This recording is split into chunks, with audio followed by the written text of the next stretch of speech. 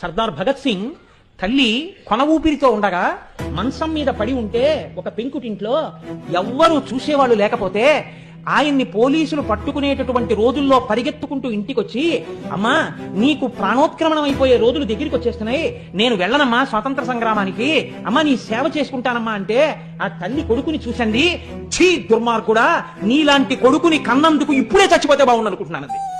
ఏమమ్మా అంత మాట అన్నామన్నారు. కొన్ని కోట్ల మంది దాస్యం అనుభవిస్తుంటే భారతమాత ఏడుస్తోందిరా, నీకు నాకు తల్లి ఆ తల్లి దాస్య శృంఖలాల్ని ఛేదించి వీరోచితంగా యుద్ధం చేయడం మానేసి అమ్మకి కాళ్ళు పట్టడానికి వచ్చావా?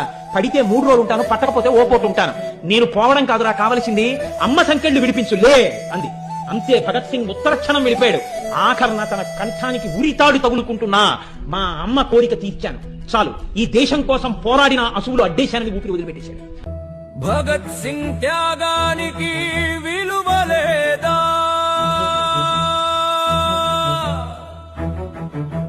సుభాష్ బోస్ పోరాటం గుర్తుకు రాదా?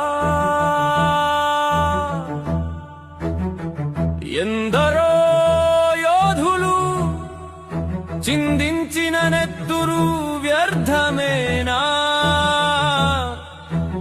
సాధించిన స్వాతంత్ర్యానికి అర్థం